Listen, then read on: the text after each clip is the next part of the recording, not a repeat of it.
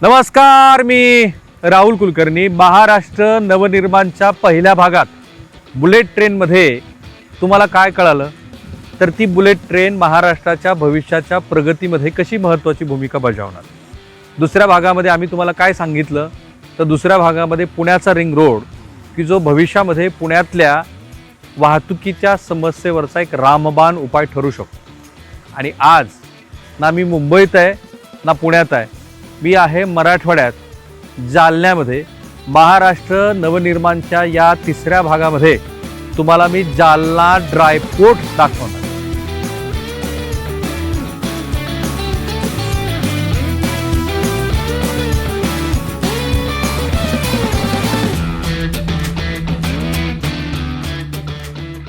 अर्थात पोर्ट म्हटल्यानंतर आपल्याला काय वाटतं, समुद्र हवा की नाही. पण हा केवळ समुद्राला जोडणारच नाही तर हा समृद्धी महामार्ग, हा रेल्वे, हा विमानतळ आणि समुद्र अशा चारही माध्यमातनं मराठवाडा शेजारी असलेल्या पश्चिम महाराष्ट्रातल्या सोलापूर जिल्ह्याला आणि विदर्भातल्या बुलढाणा जिल्ह्याला एक महत्त्वाची कनेक्टिव्हिटी देणारा हा मार्ग आहे.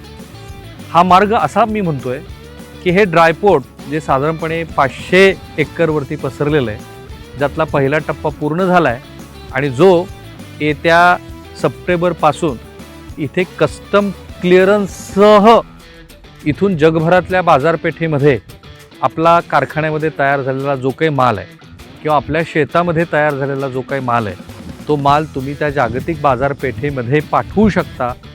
त्यासाठीचा हा ड्रायपोर्ट महाराष्ट्र नवनिर्माणच्या ह्या तिसऱ्या भागामध्ये तुमचं मी स्वागत करतो आणि तुम्हाला मी दाखवतोय की या ड्रायपोर्ट्समुळं तुमच्या आयुष्यामध्ये ज्यांना कोणाला उद्योग करायचा आहे, ज्यांना कोणाला रोजगार हवा आहे किंवा ज्यांच्या व्यवसायामध्ये आता नव्या बाजारपेठेच्या संधी आहेत तर त्यांच्यासाठीचा हा भाग तुम्ही पहा आणि जगभरातल्या मराठी प्रेक्षकापर्यंत तो पोहोचतो.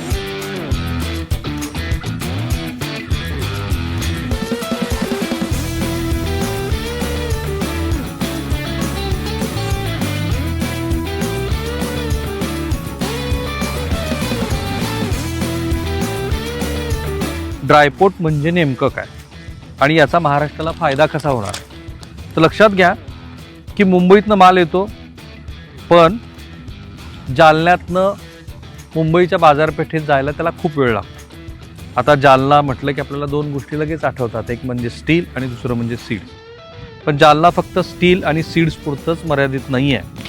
इथं आहेत स्टील री रोलिंग उद्योग, sponge iron, pulses mills, oil mills, refineries, plastic, tiles, cement pipes, fertilisers, insecticides, pesticides, sugar उद्योग, packaging, rubber, tyres, biofuel, distilleries आणि शेतीशी संबंधित एक मोठी इकोसिस्टम. म्हणजेच माल इथं तयार होतोय पण पुढचा प्रश्न असतो हा माल स्वस्तात, वेगानं आणि सुरक्षितपणे देशाच्या आणि जगाच्या बाजारपेठेत कसा पोहोचवायचा. बरं असं आहे की जालन्याच्या शेजारी 100 किलोमीटरची एक अशी इकोसिस्टीम आहे की ज्या इकोसिस्टीममध्ये तुम्हाला अशा पद्धतीचे अनेक कारखान्यातनं माल तयार होताना दिसते.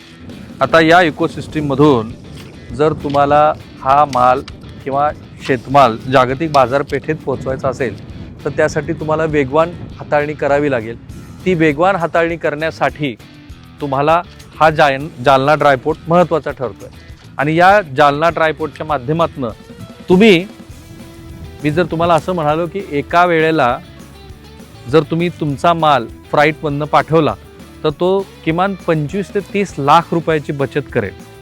आणि एक रेक ज्या वेळेला, आता मी ज्या रेल्वे ट्रॅकवर उभा आहे, एक रेक ज्या वेळेला इथं येईल त्यावेळेला रस्त्यावरून 100 ट्रक्स बाजूला करेल, कारण त्याची गरजच पडणार. आणि मराठवाड्यातल्या 8ही जिल्ह्याला बुलढाण्यात म्हणजे विदर्भातल्या काही जिल्ह्यांना आणि पश्चिम महाराष्ट्रातल्या काही जिल्ह्यांना हा असा ड्रायपोर्टच्या माध्यमातून राजमार्ग बनेल की जो बाजारपेठेला एक नव्या संधीच्या रूपात परावर्तित करेल, म्हणजेच जागतिक बाजारपेठेमध्ये हा तुम्हाला कनेक्टिव्हिटी देईल. आता ह्या जालना ड्रायपोर्ट संदर्भातले सगळे छोटे मोठे तपशील आपण समजून घेऊ. चला माझ्याशी.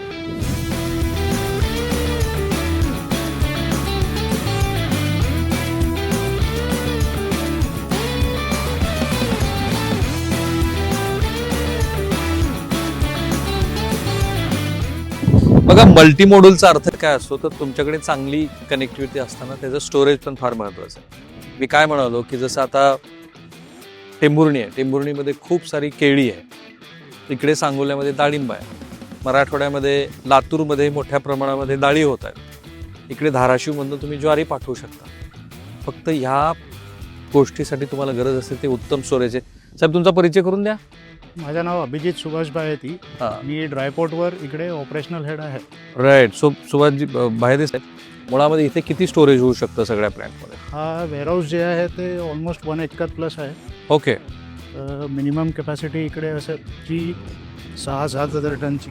बरं. हा कस्टम बाउंडेड एरिया आहे. आणि असे किती वेअरहाऊस करतोय आपण? आता इकडे आणखीन 5 लाख स्क्वेअर फीटचे वेअरहाऊसेस बनणार आहे. 5 लाख स्क्वेअर फीटचे वेअरहाऊसेस बनणार. बरं. 5 लाख स्क्वेअर फीट जेव्हा बनवू तेव्हा स्टोरेज किती होईल? त्याचं स्टोरेज मल्टीमध्ये आहे सर. मिक्स्ड वेअरहाऊसेस आहेत ते. राईट. मिक्स्ड म्हणजे ओपन पण आहेत आणि क्लोज पण आहेत. ओपन मध्ये खुल्या ठिकाणी पण तुम्ही ठेवू शकता कंटेनर स्टोरेज करून. सो आता तयार झालेलं हे एकमेव स्टोरेज आहे. हा एकमेव स्टोरेज आहे. More than 1 acre plus. 1 एकरवरचं स्टोरेज आहे. 1 एकर प्लस आहे. आता इथे जो मराठवाड्यातला मध्य महाराष्ट्रातला आपला प्रेक्षक बघतोय, इथे ते काय स्टोअर करू शकतात? इकडे फूड ग्रेन स्टोअर होऊ शकतो. राईट. त्याच्यानंतर ॲग्री प्रोडक्ट्स जे आहेत जे पॅक होऊन डायरेक्ट निघू शकतात. ग्रेप्स, मोसंबी, मेज, त्याच्यानंतर सोयाबीन येईल इकडे. ओके. सोया बॉल्स ते जे आहे ते पण येऊन जाईल.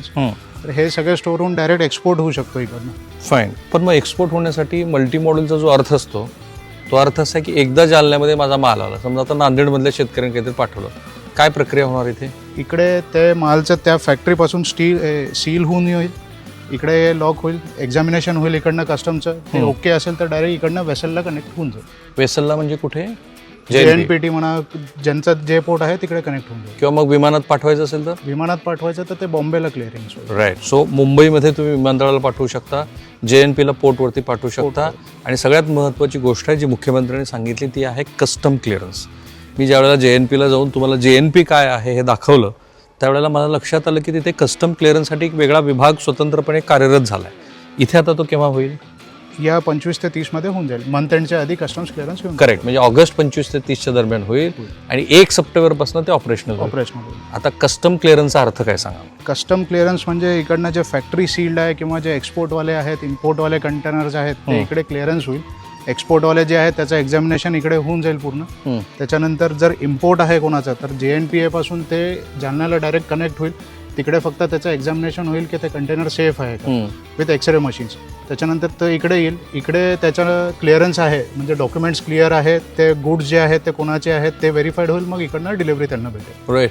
माहिती साहेब, तुम्ही छत्रपती संभाजीनगर मराठवाड्यातले. आपला भाग तर तुम्हाला माहिती आहे, मी धाराशिवचा, तुम्ही संभाजीनगरचा. हा दुष्काळी पट्टा आहे, बरोबर? तर ह्या जालना ट्रायपोर्टचा आपल्या भागासाठी काय उपयोग?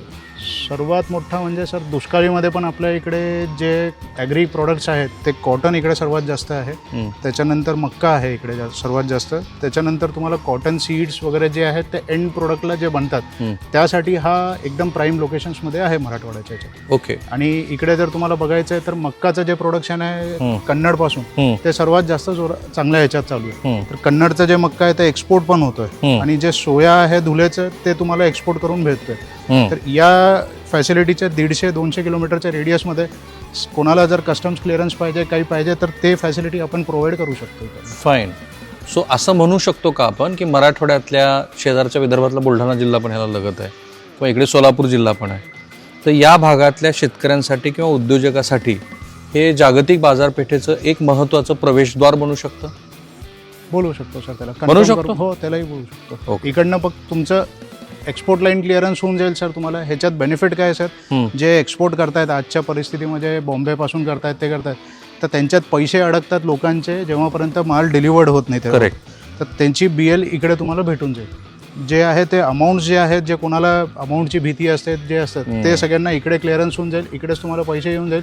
तर तेवढे पैसे तुमचे तिकडचे वाचतात. राईट. तर त्या हिशोबाने तुम्हाला बेनिफिट आहे इकडनं करायला. कोणालाही एक्सपोर्ट करा इम्पोर्ट करा, तुम्हाला बेनिफिट इकडनं भेटेल. राईट. सो आता आपण ज्या गोदामामध्ये उभा आहोत, ज्या गोदामात, अशी किती गोदामं होत आहेत म्हणाला तुम्ही? इकडे 5 लाख स्क्वेअर फीट आहे सर. तर जर 40-40च्या हिशोबाने बघितलं तर तुमचे तेवढे वाढत जाईल. Right. आता प्रोजेक्टेड 5 लाख आहेत, त्याच्या आणखीन पुढे फेज वाईज आहेत. सायलोज पण आहेत इकडे बनणारे.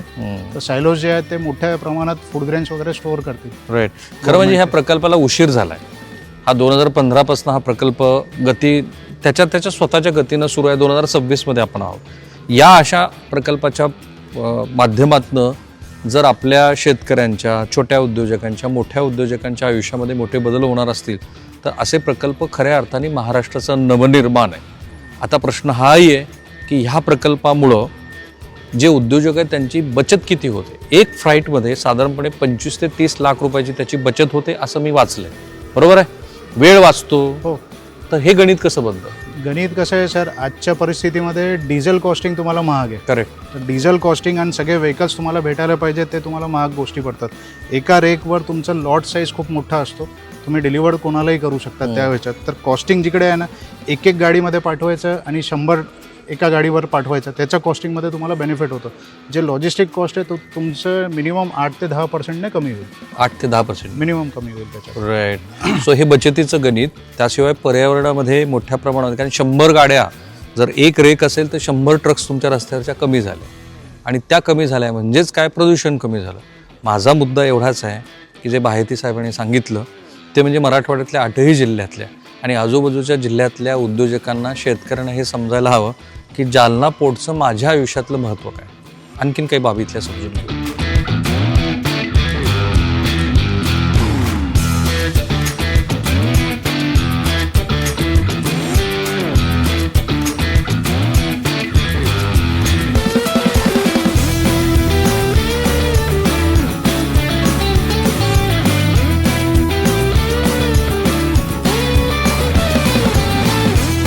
ड्रायपोर्टचं महत्त्व नितीन काबराजी सारख्या उद्योगपतीशिवाय आपल्याला कोण सांगणार. त्यांचा स्वतःचाच पोलंड नावाचा ब्रँड आहे.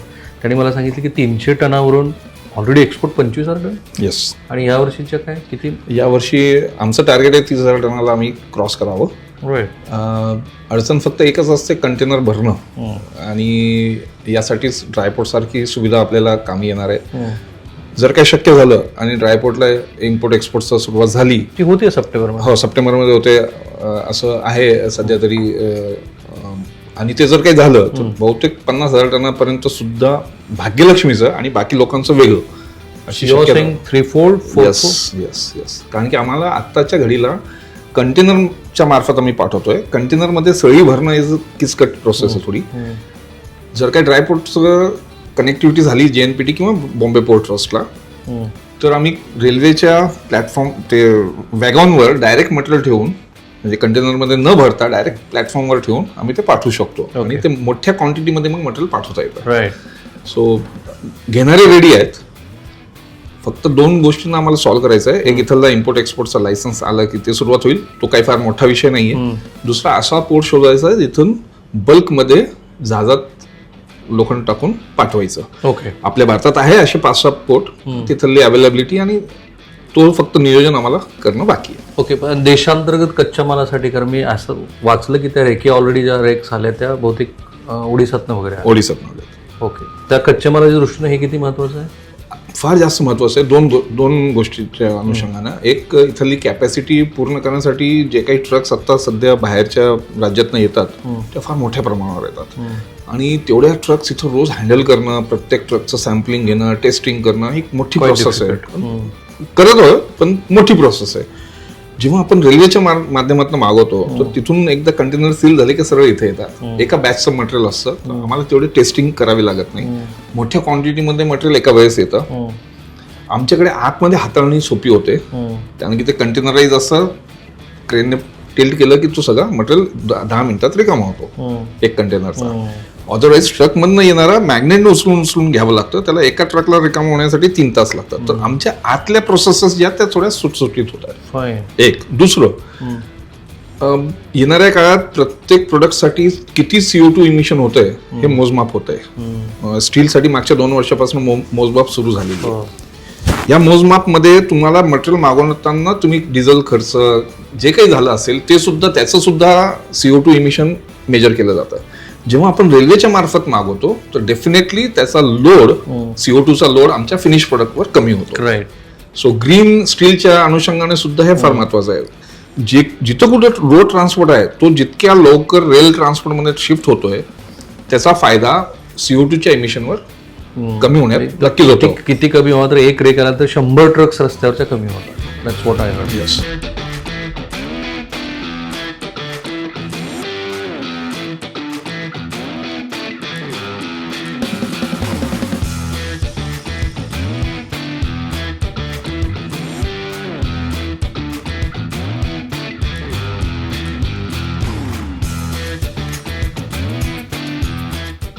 मी तुम्हाला काही आकडेवारी सांगतो. हा जो फेज 1 इथला जालना ड्रायपोर्टचा तयार झाला त्याच्यामुळे काय काय सुविधा तुमच्या माझ्यासाठी उपलब्ध आहेत बघा. इथे वेअरहाऊस आहे सुमारे 4608 स्क्वेअर मीटरचं. वेअरहाऊस पेव्ड एरिया आहे सुमारे 4990 स्क्वेअर मीटरचा. कंटेनर यार्ड पेव्ड एरिया आहे 12414 स्क्वेअर मीटरचा. ओपन स्टील यार्ड आहे 4500 स्क्वेअर मीटरचा. आणि ट्रक पार्किंग आहे 3114 स्क्वेअर मीटरची. आणि सर्वात महत्त्वाचं आहे की प्रायव्हेट फ्लाईट टर्मिनल, दोन्ही हँडलिंग लाईन्स आणि एक रिव्हर्सल लाईनसह रेल्वे इन्फ्रास्ट्रक्चर जे मी आता तुम्हाला दाखवलं. माझं म्हणणं एवढंच आहे की महाराष्ट्राच्या नवनिर्माणमध्ये हे जे काही पायाभूत विकासाचे प्रकल्प सुरू आहेत त्याचा मला काय उपयोग आहे हे आधी तुम्ही समजून घ्या. त्याच्यातनं नवीन उद्योगाच्या कल्पना किंवा जो काही तुमचा उद्योग व्यवसाय आहे त्याला ग्लोबल कनेक्टिव्हिटी कशी निर्माण होऊ शकते हे अशा प्रकल्पात. हे प्रकल्प मला समजून घ्यायला हवेत आणि त्याच्याबरोबर माझ्या उद्योग व्यवसायाच्या वाढीच्या दृष्टीनं मी प्रयत्न करायला हवा. शिवाय जी काही नवीन रोजगार निर्मिती होते आहे ती कुठे होते आहे ते समजून घ्यायला ही आमची महाराष्ट्र नवनिर्माणची मालिका माझ्या मते खूप मोठी सहाय्यभूत ठरते. ते महत्त्व आहे या मालिकेचं. आणि जवळपास बचत पण अशी मला दिसली की एका रेकच्या ह्याच्यामध्ये तुमची किती पैशांची बचत होते? अंदाजे तर होते. वेळेचं इतकं मोठं बचत नाहीये पण 100 ते 150 रुपये टनापर्यंत रॉ मटेरियलची कॉस्ट कमी होते. नंबर्स मध्ये फार मोठं नसेल जरी दिसत तरी वर्षाच्या शेवटी तो क्वांटम मुळे तर मल्टिप्लाइंग फॅक्टर फार मोठा होतो. ओके. पण आपण बोललो स्टील बद्दल, बाकी कुठले असे आहेत की ज्याच्या आपल्याकडे जालन्यात विशेष करून सोयाबीनचं प्रोसेसिंग भरपूर आहे. आणि सोयाबीन मधनं ऑइल आणि ऑइल केक DOC, हे DOC ॲनिमल फीड आहे आणि त्याचं फार मोठ्या प्रमाणावर डिमांड जिथं नॉनव्हेज खाल्लं जातं अशा कंट्रीमध्ये फार मोठ्या प्रमाणावर आहे. गल्फ असेल, आफ्रिका असेल, बांगलादेश असेल.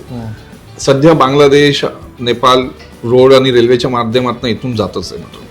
काही प्रमाणावर एक्सपोर्ट सुद्धा होतो. पण इथून एक्सपोर्ट मुंबईला बाय रोड करणं आणि तिथून कंटेनर शिपमध्ये टाकून पाठवणं कॉस्टली अफेअर आहे. तेच कंटेनर जर का इथं अवेलेबल झालं, भरून रेल्वेच्या माध्यमातून जर काही पोर्टवर गेलं तर डेफिनेटली त्याची कॉस्ट कमी होते. आणि हे अल्टिमेटली प्रोसेसरला आणि त्या अनुषंगाने सोयाबीनच्या किमतीमध्ये त्याचा आपल्याला प्रभाव नक्कीच दिसून येणार आहे. सो स्टील सोयाबीन हे जालन्यासाठी.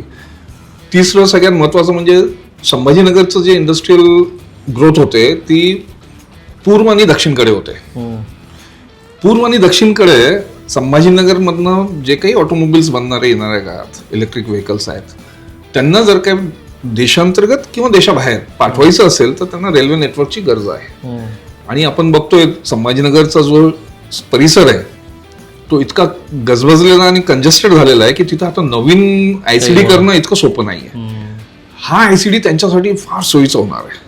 ओके. इथली कॅपॅसिटी, इथली जागा आणि इथला डिस्टन्स मधल्या मार्गाने जर काही कनेक्ट झालं तर इथला डिस्टन्स हा एकदम आयडियल होणार आहे. सो ऑटोमोबाईलचा ट्रान्सपोर्टेशन देशांतर्गत किंवा देशाबाहेर करण्यासाठी हा पोर्ट सुद्धा फार सोयीस्कर होणार आहे.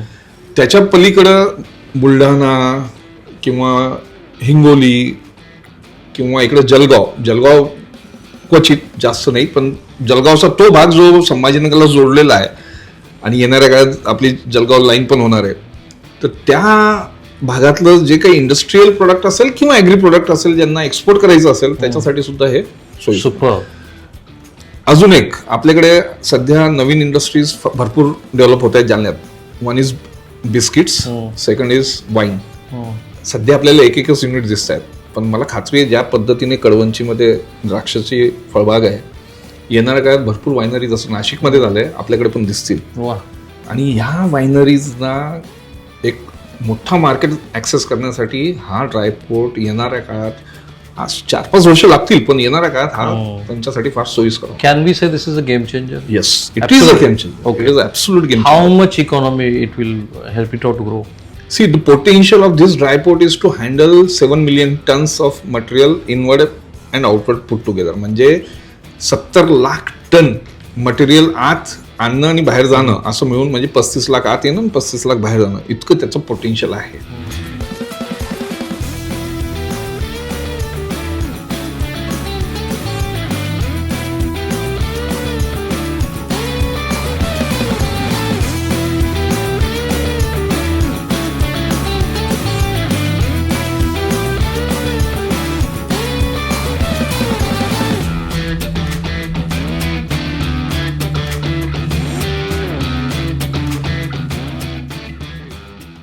या ड्रायपोर्टसाठी ही 700 मीटरची जी रेल्वे लाईन टाकली आहे ती दिनेगावला जाऊन मिळते आणि मग ऑब्व्हियसली छत्रपती संभाजीनगर या मार्गावरती, मुख्य मार्गावरती ह्या रेल्वे ट्रॅकवरून तुम्ही तुमचा माल हव्या त्या ठिकाणी पाठवू शकता. सो अभिजित आहेतच आपल्यासोबत. मी तुम्हाला विचारलं होतं की ऑटोमोबिलमध्ये सध्या काय स्कोप आहे, कोण लोक आहेत की ज्यांना या ड्रायपोर्टचा मोठा उपयोग होईल? इकडे सर्वात मोठा स्कोप आहे बजाज ऑटोमोबाईल्स, त्याच्यानंतर येईल स्कोडाला, त्याच्यानंतर टोयोटा विच कमिंग 2 वर्षात तेही येऊन जाईल. त्यांचं डोमेस्टिक मुवमेंट प्लस एक्सपोर्ट जे करायचे ते त्यांना क्लिअर होऊन जातील. इकडे फॅसिलिटी आहे, मोठी आहे, ॲम्पल ऑफ स्पेस आहे, तर त्यांना हे बेनिफिट होऊन जाईल. कधी त्यांचं स्टोरेज काही करायचं असेल तर ते स्टोरेज पण इकडे करू शकतो. त्या ग्रेडचे आपल्याकडे लेवलिंग्स वगैरे होत आहेत, त्यांचं ते नॉर्म्स पण क्लिअर होऊन जातात. त्याच्यानंतर ॲन्सिलरीज 2 व्हीलर्समध्ये बजाज आणखीन एक असेल, 3 व्हीलर्समध्ये आहे, 2 व्हीलर्समध्ये एथरचं आहे प्रोजेक्शन डोमेस्टिकसाठी. कारण की जेव्हा गव्हर्नमेंट आपल्याला प्रमोट करते आहे की तुम्ही हे सगळं सोडून रेल्वेवर करा, रोडचं थोडं कमी करा, तर त्या हिशोबाने जर रेल्वेचं बघितलं तर हा एक आयडियल डेस्टिनेशन आहे. आणि इकडनं बिडकीनला जे आहे, ड्रायपोर्टपासून बिडकीन डायरेक्ट एक रोड बनतो आहे जे अराऊंड 35-40 किलोमीटरच्या रेडियसमध्ये. तर गोईंग टू मालीवाडा प्लस इकडे यायचं दोन्ही एकच पडणार आहे, तर फॅसिलिटीचं बेनिफिट आहे. आणि समृद्धीला कनेक्ट होईल. समृद्धी तर डायरेक्ट कनेक्शन आहे. ओके, म्हणजे समृद्धीला कनेक्ट झाला, तुम्ही रेल्वे ट्रॅकला कनेक्ट झाला, एअरपोर्टला कनेक्शन बाय समृद्धीच होईल ते. ओके, बाय रोडने करायचं तर मग 2 रोड आहेत, एक समृद्धी एक ओल्ड एक्सप्रेस आहे. त्याच्यातलं पेक्षा समृद्धी घेतलेलं ते कनेक्शन आहेत. एअर कनेक्टेड आहे, रेल्वे कनेक्टेड आहे, त्याच्यानंतर वेसल्स पण कनेक्टेड आहे फॉर एक्सपोर्ट. हे तिन्ही आहेत, म्हणून आपल्याला आयडियल लोकेशनवर ही आहे फिजिबिलिटी. कम्पेअरिंग पूर्ण मराठवाड्यामध्ये सेंटर बघितलं तर हे होऊन जातं. त्याला संभाजीनगर पण केलं असतं, पण ज्यांना केलं आहे तर इकडनं दुसरे विदर्भचे जे आहेत अकोलापर्यंतच आहेत ते आपण कॅप्चर करू शकतो इथे. ओके, पण लातूर का नाही? लातूर करू शकतो सर. लातूरचं जे आहे तिकडनं इकडे यायचं जे डिस्टन्स आहे ते थोडं वाढलेलं आहे. आपण जर इकडनं 200 किलोमीटर 250 किलोमीटर पर्यंत बघितलं तर Latur is covering around 275-300 kilometre plus. तर तेवढाच लॉजिस्टिक कॉस्ट थोडी वाढते. जे माल इकडे आणायचं आणि इकडनं स्टोअर करून तुम्हाला तिकडे एक्सपोर्ट करायचं, तर त्याच्यात लॉजिस्टिक कॉस्ट वाढते. ओके, त्याच्यात रोल येईल तुमचं EV व्हेकल्सचं, त्याच्यानंतर LPG जे आहेत त्याचं रोल येईल, तेव्हा ते कॉस्टिंग मॅच होईल. ओके, पेरिशेबल करू शकतो? पेरिशेबल पण करू शकतो. पेरिशेबल कंटेनर्स आपल्याकडे रेफ्रिजरेटरवाले आहेत, तर ते त्याच्यात करू शकतात. ओके, इट डिपेंड्स अपॉन की क्लायंटचं कसं रिक्वायरमेंट आहे त्या हिशोबाने आपण करू शकेल. ओके, म्हणजे तुम्ही असं म्हणता की कोल्ड स्टोरेज पण होणार आहे आणि पेरिशेबलसाठी कंटेनर पण? दोन्ही होणार. आणि ते कोल्ड स्टोरेज केव्हा सुरू होते? कोल्ड स्टोरेज जे आमचं प्लॅन आहे त्याच्यात जे मिक्स्ड व्हेरियंटमध्ये तुम्हाला वेअरहाऊस म्हटलेले आहेत, त्याच्यात ओपन यार्ड आहेत, वेअरहाऊस आहेत, कोल्ड स्टोरेज आहेत. तर कोल्ड स्टोरेजमध्ये आम्ही तेच गुड ठेवणार आहेत जे एक्सपोर्टमध्ये जाणार आहेत तिकडनं. तर त्यांचं लाईफ जास्त नाही म्हणून त्यांना कोल्ड स्टोरेज करून त्यांचं वॅगन पण वेगळं आहे, कंटेनर रेफ्रिजरेटेडवाले आहे, त्याच्यात त्यांना कुरिअर करू शकतो, ओके, एक्सपोर्ट करू. जेव्हा सर्वे झाला तेव्हा हे लक्षात आलं असेल की एवढे व्हर्टिकल्स आहेत, जसं स्टील आहे, ऑटोमोबाईल आहे, तर असे कोणते व्हर्टिकल्स आहेत की ज्याचा या ड्रायपोर्टचा त्यांना उपयोग होईल? ऑलमोस्ट सर 80% जे मराठवाड्यामधले व्हर्टिकल्स आहेत ते सगळ्यांना बेनिफिट होईल. Like what? Unless and until सगळं जे बेनिफिटेड मराठवाड्यामधले आहेत कॉमोडिटीज सगळे होऊन जातील, ॲग्री वेस्ट होऊन जाईल, स्टीलचं एंड गुड रॉ मटेरियल दोन्ही इकडे येऊन जातो. त्याच्यानंतर ऑटोमोबाईल्समधले जे इम्पोर्ट करतात आपण स्पेअर पार्ट्स वगैरे किंवा जे काही करतात तेही आपल्या इकडे पूर्ण होऊन जातो. त्याच्यानंतर जे इकडनं आउट म्हणजे एक्सपोर्ट करतात आपण, जे इकडे एक कंपनी आहे बोना ट्रान्स म्हणून, त्यांना आता टेक ओव्हर झालेलं आहे. ती कंपनी जी आहे ती जर्मनी बेस्ड कंपनी आहे. ते रेल्वेचे टायर्स वगैरे बनवतात, तर त्यांचं इम्पोर्ट मटेरियल जास्त असतो आणि ते डोमेस्टिकमध्ये जास्त जात होते, तर तेही एक आपल्याला बेनिफिट होतो. सो ऑटोमोबाईल, कमोडिटीज, त्याच्यानंतर ॲग्रिकल्चर, त्याच्यानंतर ॲग्रिकल्चरच्या नंतर कॉटन होतो. कॉटनच्या नंतर तुमचं दुसरे गुड्समध्ये आपण टार्गेट दुसरे गुड्सच्या व्यतिरिक्त ग्रेन्स वगैरे. तर मला मूळ काय आहे? हां. राईट. सो माझा मुख्य हेतू या महाराष्ट्र नवनिर्माण मालिकेचा काय बघा, की तुम्ही आता ही मालिका बघत असताना तुमच्या हे लक्षात आलं असेल की आम्ही तुम्हाला बुलेट ट्रेन का दाखवली अहमदाबादपर्यंत जाऊन. हे कळलं पाहिजे. मुंबईकरांना पहिल्यांदा कळलं की अरे 25 किलोमीटर खाली समुद्राच्या आम्ही बोगद्यातनं प्रवास केला. किंवा जेव्हा पुण्याचा रिंग रोड दाखवला ते कशासाठी, तर नव्या 700 टाउनशिप होत आहेत आणि त्याबरोबर तुम्हाला हे कळलं की पुण्यामध्ये जी सध्याची ट्रॅफिकची समस्या आहे ती कशी कमी होणार. तसंच ह्या जालना ड्राय पोर्टमुळे तुम्हाला हे कळलं असेल की तुम्ही जो काही उद्योग तुमच्या मनात आहे किंवा जो उद्योग तुम्ही करत आहात त्याला जागतिक बाजारपेठेची कनेक्टिव्हिटी कशी मिळेल ही बऱ्यापैकी स्वस्त. हे पुन्हा तेच महत्त्व या जालना ड्राय पोर्ट चेनला अधिक व्यवस्थित, स्वस्त आणि मल्टी मॉडेल बनलं तर याचा परिणाम काय होईल असं तुम्हाला वाटतं? तर या जालना परिसरात 100 किलोमीटरमध्ये इंडस्ट्रीयल इकोसिस्टीम आहे. यामध्ये शेंद्रा, चिकलठाणा, वाळूज, ऑरिक सिटी शेंद्रा, ऑरिक सिटी बिडकी, त्याचबरोबर पैठण फार्मा क्लस्टर, बोरी SEZ आणि इतर इंडस्ट्रीयल मॅन्युफॅक्चरिंग क्लस्टरचा समावेश. त्याशिवाय लातूरमधल्या शेतमालाला, नांदेडमधल्या शेतमालाला किंवा आणखी अशा कोणत्याही उत्पादनाला इथे मोठ्या प्रमाणामध्ये वाहतुकीची संधी निर्माण होईल. याच प्रकल्पाच्या शेजारी पश्चिम महाराष्ट्रातला सोलापूर जिल्हा आहे. त्याशिवाय पुणे जिल्ह्यातल्या इंदापूर इथं मोठ्या प्रमाणामध्ये केळीचं उत्पादन होतं आहे. सांगोल्यामध्ये डाळिंब आहे. या सगळ्यांसाठी जे कोल्ड स्टोरेज इथे उभा राहतील त्याचा उपयोग करून तुम्ही जागतिक बाजारपेठेमध्ये पोहोचण्याच्या आधी जे शेतमालाचे दर पडले असतील किंवा चांगले दर असतील अशा ठिकाणच्या बाजारपेठेंचा शोध घेऊ शकता. किंवा ऑटोमोबाईल असेल किंवा फार्मा सेक्टर असेल, याची कनेक्टिव्हिटी जर थेट मराठवाड्याशी आली आणि त्याचा कनेक्ट जर जगाशी झाला तर मग या अशा तुलनेनं दुर्लक्षित राहिलेल्या भागासाठी ही नवसंजीवनी आहे. माझ्या मते हे केवळ एक ड्रायपोर्ट होऊन चालणार नाही, तर महाराष्ट्राच्या वेगवेगळ्या भागामध्ये जसं आता नागपूरपासून 70 किलोमीटर अंतरावरती एक असं ड्रायपोर्टचं काम सध्या 40% सुरू आहे. यातला पहिला भाग तर टप्पा पूर्ण झाला आहे. असे ड्रायपोर्ट शक्य असेल तर मराठवाड्याच्या वेगवेगळ्या भागात, नांदेडमध्ये का असू नये, लातूरमध्ये का असू नये, याचा खरं तर धोरणकर्त्यांनी विचार करणं हवा. या ड्रायपोर्टमध्ये तुम्हाला बेसिक तर सुविधा लागतीलच. जसं आता ही क्रेज 4 मजली किती, ही G+3 झालंच की 4 मजली ग्राउंड फ्लोर आहे ना. हां. काय किंमत आहे? ह्याची येईल 5 CR 5 CR हां. नवीनची. नवीनची. सेकंड हँड तुम्हाला 3.5-4 CR. ओके. आणि आता हे कसं वर्कआउट करतं? हे जेव्हा कंटेनर येतं रेकवरून तर ते उचलतं, त्याचं लॉकिंग सिस्टम असतो. जेव्हापर्यंत लॉक नाही होत ते मशीन पण रिस्टॅकर उचलू नाही शकत त्याला. राईट. जेव्हा लॉक होऊन जातो, ग्रीन सिग्नल येतो, तेव्हा ते उचलतात, ते स्टॅकिंग करतात.